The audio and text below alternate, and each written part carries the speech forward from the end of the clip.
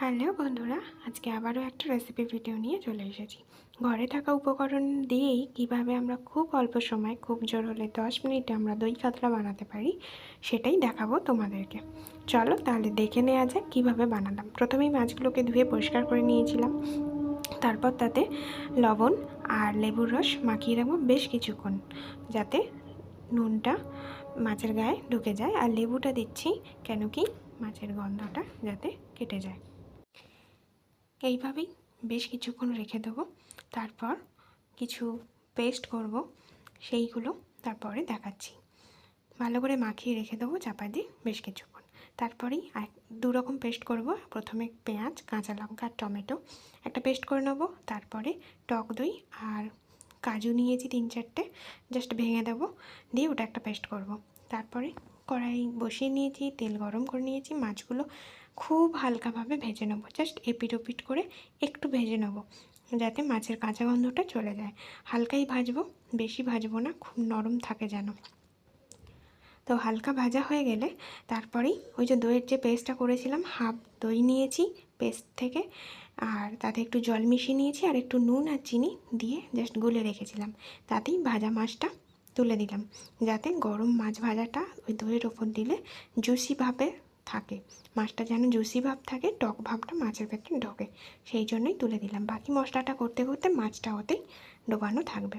তো তেলেতেই আর একটু তেল অ্যাড করেছি, শুকনো লঙ্কা ফোড়ন দিয়েছি, আর পেঁয়াজ, কাঁচা লঙ্কা আর টমেটো যেটা পেস্ট বানিয়েছিলাম সেটা দিয়ে দিলাম। দিয়ে একটু মশলা কষিয়ে নেবো। মশলাটা কষা পর্যন্ত অপেক্ষা করব। তারপর এটা কষানো হয়ে গেলে তাতে দিয়ে দেবো আদা রসুনের পেস্ট। আদা রসুনের পেস্ট দিয়েও একটু নাড়াচাড়া করব। অল্প একটু জলও অ্যাড করব, যাতে মশলাটা ধরে না যায়। ধরে গেলে তো তিতকুটে ভাব চলে আসবে, সেই সূত্রে হালকা একটু জল অ্যাড করলাম, জাস্ট মশলাটা যাতে ধরে না যায়। তারপরে মশলাটা ভালোভাবে কষিয়ে নেব। কষিয়ে নেওয়ার পর তারপর গুঁড়ো মশলাগুলো ওতে অ্যাড করব। ঠিক যেভাবেই দেখাচ্ছি এইভাবেই করবে। খুব কম সময়ে খুব অল্প উপকরণ দিয়েই বানিয়ে ফেলা যাবে। তারপরে লবণ, স্বাদ মতো লবণ, আর স্বাদ মতো মিষ্টিটাও দিয়ে দিলাম, চিনিটা। আর দিচ্ছি লঙ্কা, হলুদ আর জিরে গুঁড়ো, তিনটেই একসাথে দিয়ে দিলাম। লঙ্কা যেহেতু কাঁচা লঙ্কা বাটা দেয়া আছে, সেই জন্য জাস্ট কালারের জন্য একটুখানি গুঁড়ো লঙ্কা ইউজ করেছি। হলুদটাও খুব সামান্য, যাতে একটু সাদাটে ভাবই থাকে। আর দিয়েছি জিরে গুঁড়ো। দিয়ে মশলাটা ভালোভাবে কষিয়ে নিয়ে যে দইয়ের পেস্টটা বাকিটা ছিল সেটাও দিয়ে দিলাম। যখন দইটা ঢালবো তখন টেম্পারেচারটা একদমই কমে রাখবো, নাহলে দইটা কিন্তু কেটে যেতে পারে। মশলাটা এদিক সেদিক করে কষিয়ে নেব। কষিয়ে নেওয়ার পর ফুটে উঠলে, এই যে ফুটে উঠেছে, এবার যে দইয়ে ডোবানো মাছগুলো ছিল সেই মাছ সমেত দই জলটা দিয়ে দিলাম। দিয়ে এবার আর কিছুক্ষণ আর জাস্ট ফুটতে সময় দেব।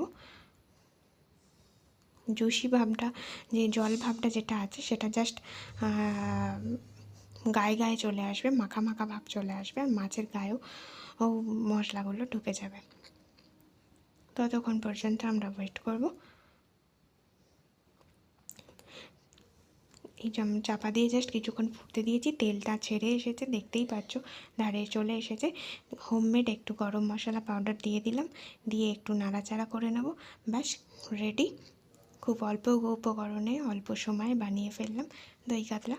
তোমরাও ঠিক এইভাবেই বাড়িতে বানিও। খুব অল্প উপকরণ দিয়ে, সামান্য কিছু উপকরণ দিয়ে খুব কম সময়ে বানিয়ে ফেলা যায়। তো তোমরাও এইভাবে বাড়িতে বানিও, আর অবশ্যই বানিয়ে টেস্ট করে জানাবে যে কেমন লাগলো।